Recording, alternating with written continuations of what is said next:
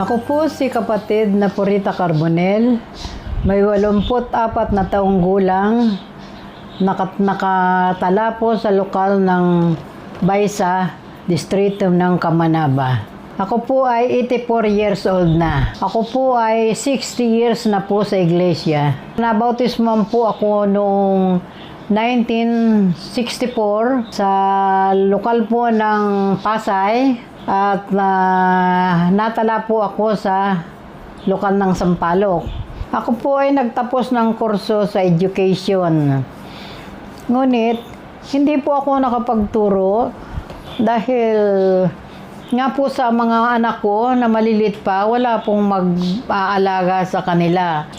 Ako po ay dating Katoliko. Pinalaki po kami ng mga magulang namin na relihiyoso. Nung kabataan ko po, hindi ko pa pinapansin yung Iglesia ni Cristo. Nakilala ko po ang Iglesia ni Cristo mula po nung nag-aral na po ako sa Maynila, ng kolehiyo na po ako. Minsan po, yung aking pong mga tatlong kaibigan, nagyaya pong mag-window shopping kami. Sa paglalakad po namin, napadaan po kami sa kapilya po ng Quiapo, dito po sa tabi ng NTC, National Teachers College. Ang sabi ko po dun sa kaibigan ko, pumunta tayo, makinig tayo. Sumama naman po yung aking tatlong kasama. Sa pakikinig ko pong yun, narinig ko na naman po yung salita na ang iglesia lang po ang maliligtas pagdating ng araw ng paghuhukom. Yun po ang aking natanim sa isipan ko, bakit iglesia lamang ang maliligtas sa araw ng paghuhukom. Mayroon po akong kakilala na Iglesia ni Cristo at nalaman po niya na gusto ko nang magpadoktrina. Sinamahan po niya ako kay kapatid na Joselmo Alicante, parang umpisa na po ang pagdodoktrina sa akin. Nakatawag po sa akin ng pansin ang sinasabi po ng ministrong nangangasiwa na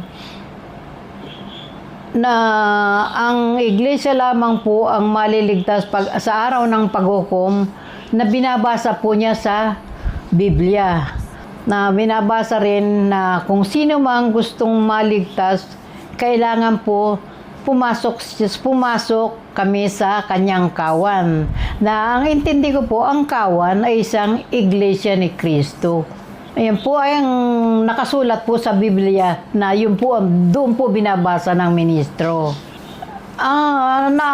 Ko po na talagang magpapatuloy po ako sa pagpadoktrina upang maging Iglesia ni Cristo po ako, dahil nandun po ang kaligtasan sa araw ng paghukom.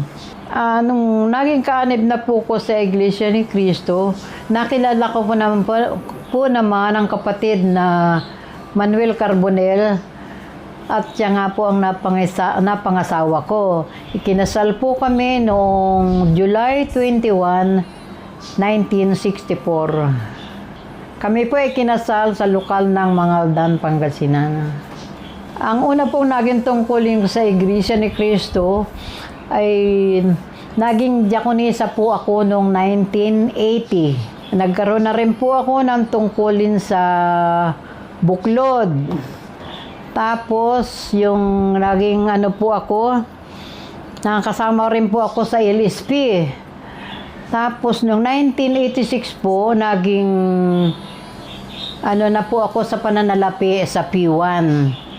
Kaya po ako naging masigla at masigasig sa pagtanggap ng mga tungkulin para maging handa po ako sa kaligtasan sa araw po ng paghukom. Lagi ko pong ipinapayo sa mga anak ko na laging magpakasigla sa kanilang pagtupad sa kanilang tungkulin upang laging handa sila sa pagdating ng paghukom. Nangangako po ako na hindi po ako tatalikod sa pagka-Iglesia ni Cristo hanggang sa dulo ng aking buhay.